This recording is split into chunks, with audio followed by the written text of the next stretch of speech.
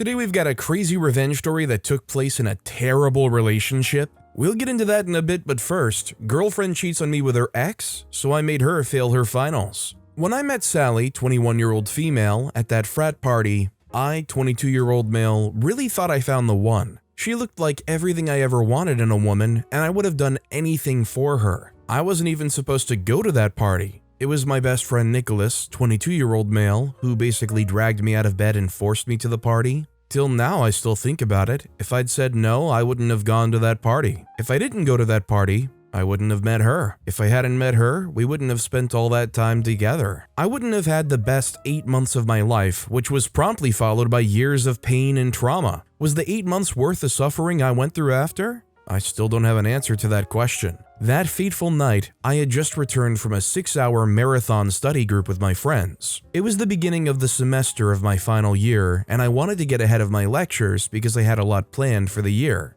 I got back to my apartment late, around 8 p.m. I think, and I went to bed immediately. But as soon as I got comfortable, my phone rang. It was Nicholas. Nicholas was that one friend everyone has who is so annoying that you start to ask yourself why you're friends with him. He's the meme-sending, party-loving, womanizing friend who's good company when you need to do something light and fun. But that night, I wasn't interested in doing something light and fun. My roommate had gone to his girlfriend's for the night, and I had the entire apartment to myself. I wasn't going to waste that opportunity. Nicholas called again and again, and eventually I couldn't take it anymore and I picked up. He asked me to come to a frat party. There are a lot of girls there. I refused and was about to hang up when a knock came on the living room door. I went to open it, and there Nicholas was, smiling sheepishly. We argued about the party for a time, and eventually he won and I decided to go. We got there 30 minutes later, and as is his usual practice, he disappeared into the crowd once he crossed the threshold of the house and left me to myself. I didn't recognize anyone at the party. And with Nicholas gone, I was by myself. I went to the balcony to wait out the party, or at least till Nicholas was ready to leave. As soon as I got there, I saw someone leaning at the edge of the balcony drinking from a red cup. She probably heard me walk in because she turned around. Her eyes made me speechless. I wasn't a shy person on any other day.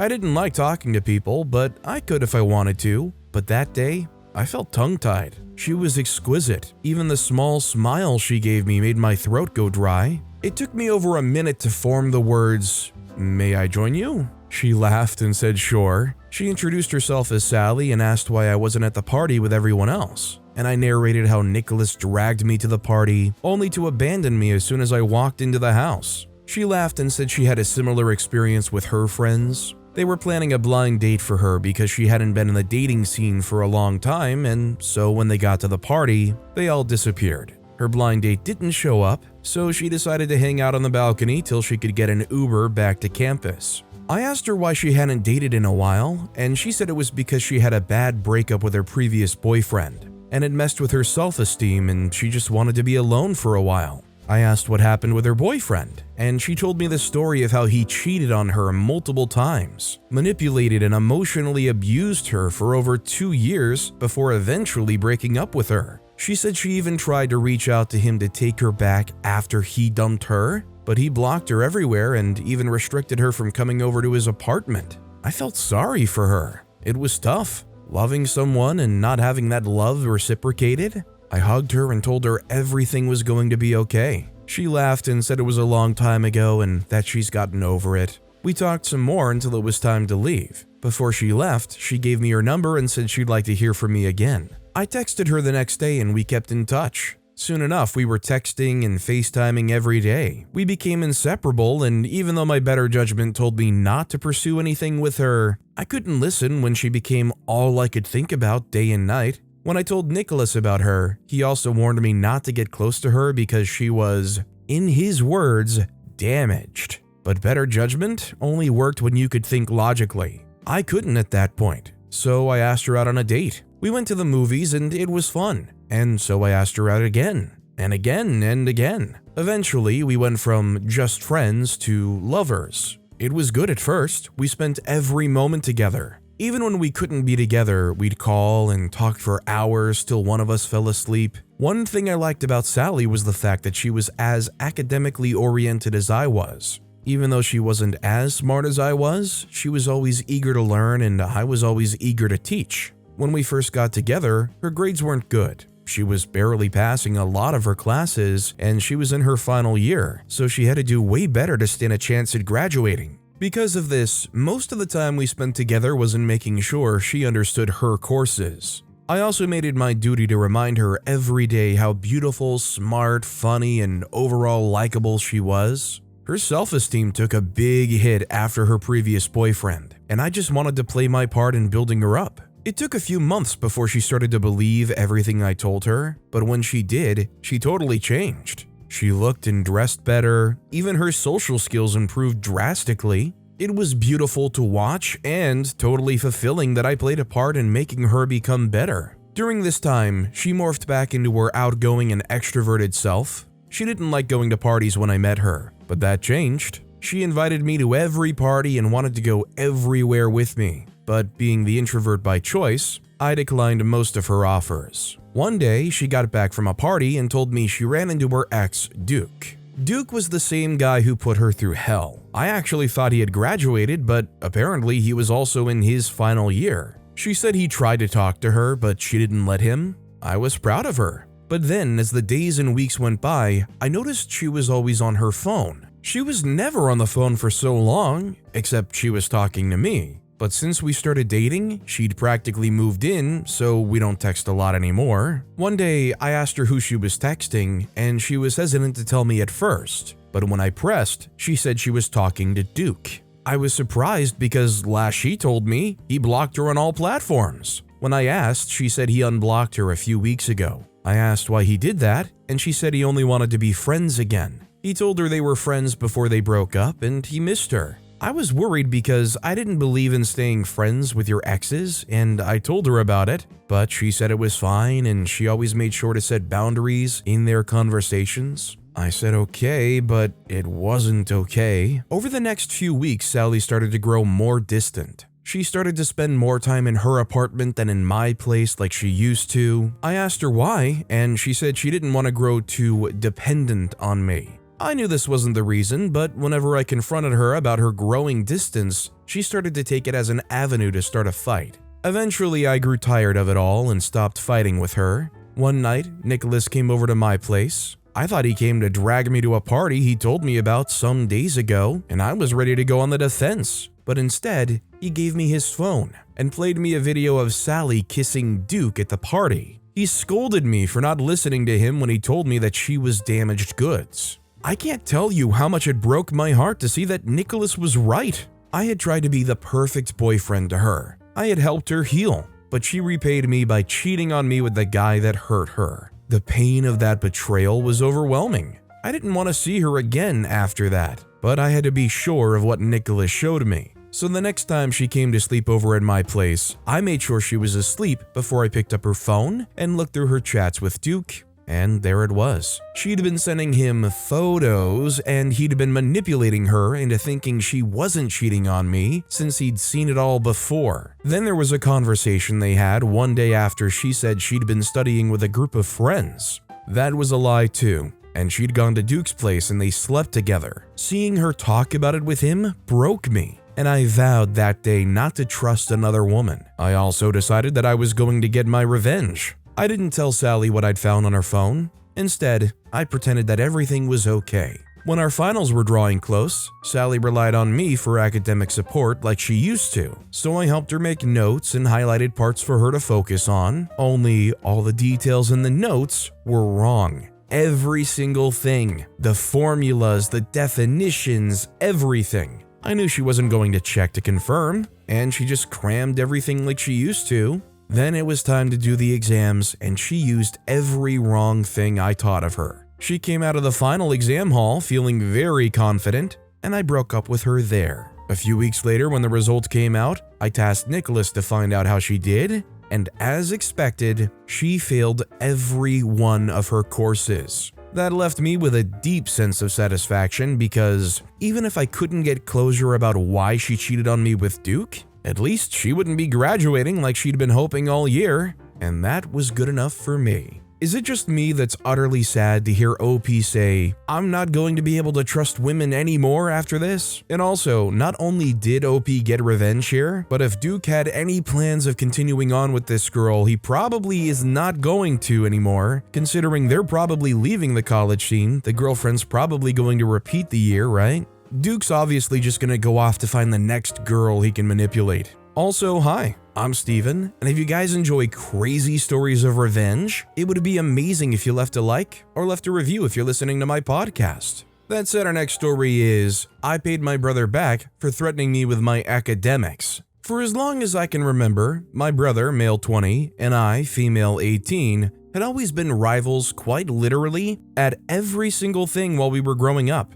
We both grew up in an extended family, but not overly extended, as my brother and I were quite literally the only children of my parents. However, due to the large nature of their family members, most of them had taken up residence in our home. And this was honestly one of the major triggers for what had happened between my brother and I. My brother, male 20, for as long as he could remember, was always the family's favorite, as he was already getting the firstborn son treatment and also the single child treatment at the time, even though he was unaware of this. Every single member of our family loved him. They adored him and they wanted what was best for him. This was even the case still when I was born, as I was always faced with tough discriminations. Right after I was born, I guess you could say that this was when the rivalry truly began, as we had both begun fighting over things that were gotten for the both of us. For as long as I can remember our first fight quite vividly, as this was the very moment where I had thought to myself that there truly was something going on between the both of us, and I wasn't willing to let up, not anytime soon. I would very much like to take you back to when we were in high school to go into proper details when I was just about getting into high school. At this time, you could say that I was somewhat of a genius to an extent. It would seem to have hubris if I were to toot my own horn, but then again, the one thing that truly certified my thoughts was the fact that my brother was the benchmark they had set for excellence in our family. As time after time after time, I was always ready to smash his record and break through the benchmark. But then again, knowing the kind of person my brother was at the time, he would most definitely not let up. Not one single bit. And this was actually what I needed, as the more he pushed me to attain greater heights, the more I did to him. And I thought this was just a friendly enough rivalry, and it was apparently healthy. Turns out, it was not. As to my brother at the time, this was almost a life or death situation, as he was fighting so hard to keep his place as the family's favorite, and he was not willing or ready to give up that position to me ever. One day, while I was having some personal time to myself, basically just reflecting what I'd been reading for the entire day in preparations for the forthcoming exams, he had walked right into my room, shut the door violently as we were the only ones at home, and I was totally confused as to what was going on at the time. And then he walked up to me to threaten me, saying that I should just respect myself and stay in my lane. He had begun making mention of some of the areas where I was beginning to excel and he wasn't. He made me know right then and there that things were not going to go well for me if I were to take his position, as he assumed it was his right, his actual birthright. I didn't know where this delusion had come from at the time, but the one thing I do know for a fact is that there was nothing humorous or funny about that situation, as I was quite literally shaking as he was speaking to me, all while laying threats. As he walked out of my room that day, I just knew right then and there that things were about to get real. Initially, I wasn't willing to humor him in his threats, but I had to, because honestly speaking, I don't want trouble for myself, let alone with my brother, and seeing as he was obviously the older one, I chose not to do anything, purely out of respect for him. And then when we were in our final year of high school, this was where things had officially started getting reality real quick. He was a year above me in grades, and this was just attributed to the fact that he was born a year before me, and also he had already started school a whole year before me. Nothing was out of the ordinary here. However, the one thing that I truly understand was the problem, or was out of place, was when he had to repeat a whole extra year, as he had some outstanding courses he had not properly passed, and this had made him remain behind while his peers were already off to college. Things were not looking so good for either one of us. Things were not looking good for him in the sense that he was definitely not happy about the fact that he was going to be in the same grade as his kid sister. and also the fact that he was never going to hear the end of things back at home. But the thing is, the whole situation was actually the fault of none other than himself, as he was busy partying around and having fun with friends while he was supposed to be serious and focusing more on his academics. Thing is, I had no idea things were going to be this bad for him, where he would have to stay one more year to properly complete high school, and I'd already made plans to complete my academic comeback, as I was intentionally limiting myself from getting the proper grades I knew I could get. And this was all because of the threat he had given me way back when I'd just gotten into high school. And during my penultimate year, I decided to do the best I possibly could, as he would have no longer been within my reach anymore at the time. I thought wrong, apparently. When the news got home that he was going to stay back one more year to properly complete his education, everyone at home were furious. They didn't know what to say to him, but the one thing they made pretty clear was the fact that they were utterly disappointed in him. And this was one of the things that really hurt him. But then again, it was no one else's fault but his. He had to live with the consequences of his actions. It's what's normal, and I'm pretty sure is what everyone would have expected. However, when my results came in, I had gotten distinction on quite literally every single class I had taken that session. And I was dubbed the best student of my grade, and also the best student in the school overall, and this even included those students that were in their final year. This news only brought more problems and issues than it was supposed to. In fact, it made matters all the more worse, both for my brother and for myself, but most especially my brother, as he was the one that had to bear the full brunt of the negatives, while I was on the opposite end, receiving much praise and adoration in his place. I just knew that things were not going to be okay. Not anytime soon, as I knew perfectly well that he had something in store for me, but I just didn't know what, as he was always keeping silent and to himself, which made him all the more scary than he already was. Right as school was about to resume, which would have been for me the final year in high school, my brother came into my room again. But I think that doesn't really quite depict what he did, but rather, he barged straight into my room and quickly shut the door. His actions were akin to law enforcement officers barging and breaking into a drug pen, trying to bust the traffickers. I was already expecting the worst, and I didn't actually get that, but then I also didn't get the best too. So here's what happened. Right as he came in, he had begun questioning me as to why I went back on my words, and in the process made things harder for him than it had to be. I just stood there. I was silent. This was as a result of the fear I was suddenly feeling. After trying a number of times to talk and failing every single time, he finally spoke up and said what I expected him to say. He threatened me by saying that he would rain down different forms and manners of beating on me and basically abuse me in the event where I was going to refuse to help him out. He also made a point out of the fact that I was going to be opportuned to do so freely, seeing as we were both now in the same grade and all. He openly told me that he was no longer interested in school, but then for him to finally leave the house once and for all, he had to at least make it to college first and then he could drop out. I had no choice or say in the matter. I just nodded in agreement as he finally took his leave.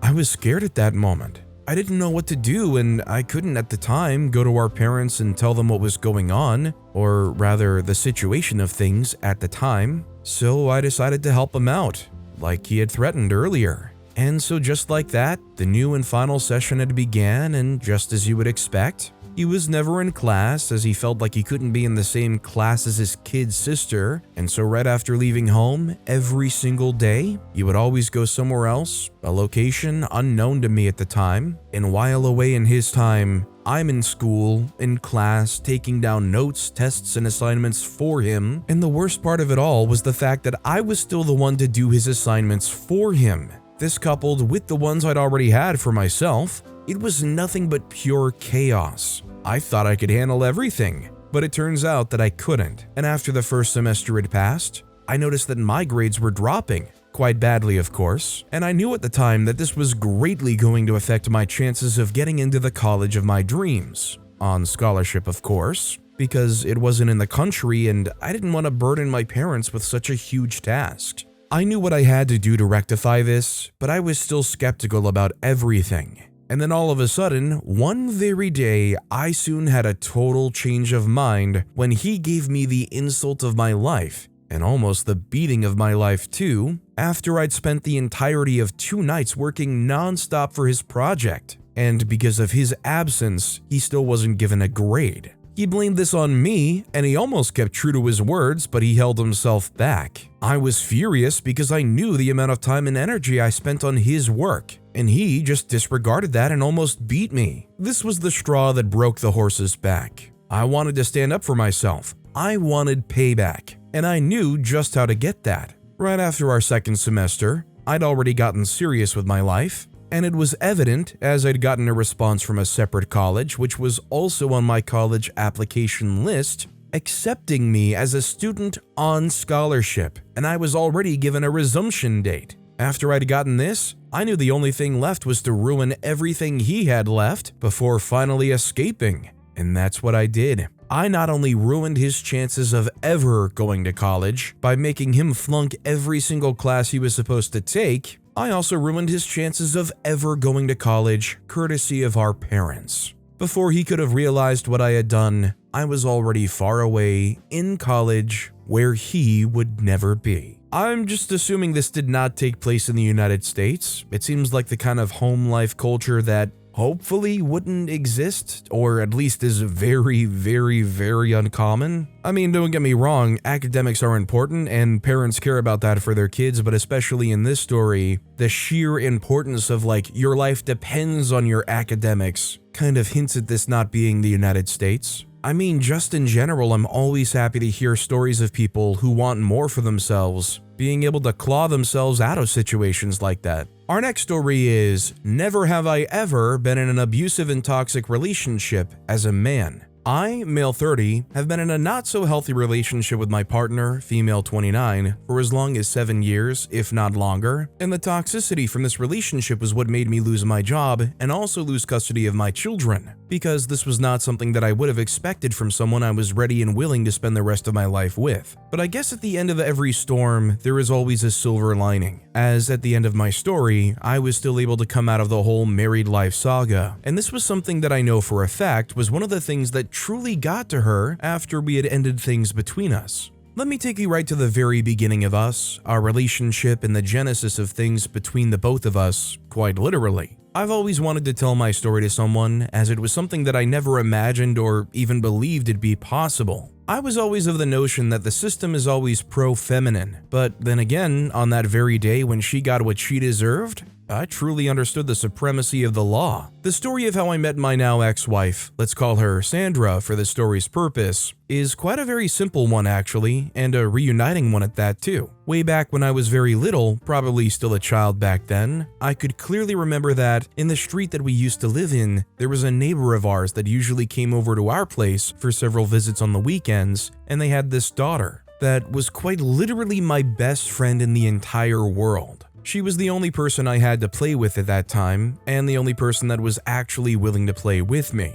This was not supposed to be the case in all honesty, but there was nothing I could do, as I wasn't regarded or seen as a friend by most of the children back in my school at the time, and I was usually kept at a distance by most of the children in my school back then. Anyways, Sandra and I were always together, playing and basically enjoying ourselves. This was until something quite unfortunate happened, which was the event where she lost both her parents in a terrible car accident, as they were both coming back home from their places of work and it was really late at night, so they decided to come back together, and they were so unfortunate that they came across a drunk driver who just so happened to be a truck driver. And after the crash, only her parents were the recorded fatalities. Sure, the drunk driver got what he deserved, but then she was left in shambles. And from what I can remember from way back, her caretaker at the time said to my parents that she was going to live with her grandparents down in Italy, and that she might never return.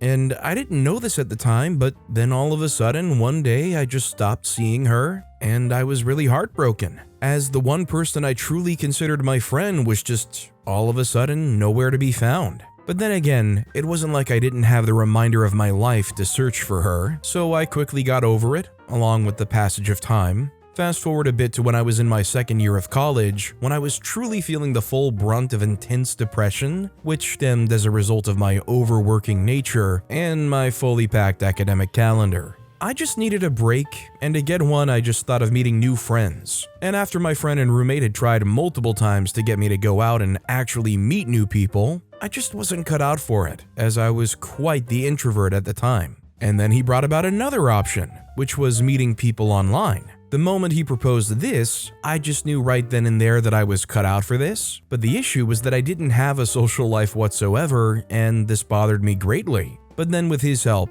he set one up for next, and in under a matter of minutes, I was ready to go. And after a not so thorough search on the platform, I came across a face that just had a nostalgic feeling to it. I knew right at that moment that this was someone I knew, and seeing as my friend circle was quite limited and short, it was very much easy to narrow who exactly that person was, after going through the profile that is. I couldn't believe my eyes. I was finally meeting Sandra for the first time in forever, and on the platform, her name obviously wasn't Sandra, but then again, she was the same person that I knew way back when we were younger. At the time, I was just turning 20, which would have made it near 10 years since we had any form or manner of contact with each other. I immediately got in contact with her, and although she was initially not responding and being receptive, which was totally understandable, when she found out who I was, and the fact that I was the same person she knew, she instantly asked to meet up, as she had apparently been searching for me for quite some time now, and she was almost on the verge of losing all hope. And that we did. We met up the following week, as I was already motivated enough to get myself through that week at the time. Just the thought of reuniting with her was more than enough for me to be able to push through. Very soon, the day soon came where we were supposed to meet up, and I must say, she was quite literally the definition of stunning. She was just naturally exuding this energy that would make any man quite literally fall head over heels for her. And that was what happened to me. I fell head over heels for her. We hugged and found a spot where we could have a seat and catch up on everything that had been happening in our lives. And I must say, things haven't been easy for either one of us. To cut the long reunion story short, she was supposed to be in Italy studying, but then again, after the passing of her grandparents, she was apparently left with quite the fortune they had amassed. And this was more than enough for her to live out the rest of her life without having to do anything for the rest of her life. And she made it her aim to at least get a degree from the college of her choice. And this turned out to be the same college we were both in, where we found ourselves. After that very day, we talked to and with each other for hours on end, every single day for quite a very long time. So long, in fact, that it was quite literally hard for either one of us to have developed feelings for each other. And I guess in this instance, I was the one that developed feelings for her, and when I finally had the courage and the strength to voice out my feelings, she made a confession that she also found herself falling in love with me and having similar feelings with me. This was just perfect. There was nothing I would have wanted more than to hear her say what she said. It was at this time that I truly knew that she was the one for me. There was no need for me to even think about the whole thing extensively and thoroughly. I knew that she was the one that I wanted to spend the rest of my life with. And although this might seem like an impulsive thought, it was honestly how I felt about her, and I knew nothing was going to change that fact. I wasted no time in letting her know my intention for her, and obviously, with the amount of funds at her ready disposal, none of our plans were off limits. And so right after college, we officially got engaged, and in the span of 8 months, with majorly included plans and all, we finally got married. I could have never have imagined getting married to Sandra. This was basically a dream come true. I had thought that there would be no problems amongst ourselves, seeing as we both knew everything there was to know about each other. Oh boy, was I so wrong. In our second year of getting married, I was already having problems in my workplace, and this was due to my abusive superior, and whenever I came back, she would always welcome me with negative attitudes, such as why wasn't I home earlier or where I'd been all day, and this usually resulted in us getting into heated arguments over and over again. Initially, it didn't seem like a problem, but over time it became an issue, as we were never on the same page. We argued for nearly 3 months straight at one time, and then finally I got laid off at my place of work, and one would think she would have been supporting, but no. This was when she decided that she didn't. She would always grumble and complain at every single thing I did, and I never really understood why. Normally, I was expecting that all of this negative and toxic behavior would end when we finally had a child. But it got even worse, as even after 2 children, she was still the same. But at this time, she was no longer interested in retaining the sanctity and purity of our marriage, and she'd already begun going around to find other wealthy and influential men to lay around with, while she made me the woman of the house. This was quite literally the height of it all, the iceberg that pierced the Titanic, if you will. She had gone way beyond the line, and I was not planning on sitting down and letting her have her way anymore. And so one very day, while she was away, I took the kids away, which was quite literally a dumb move that I paid for by losing custody of them. But anyways, and I went on over to my parents for the first time in 7 years after leaving their home for my marital home. And when she found out, she was furious. But then I simply told her to meet me in court, as I was already ready to file for divorce.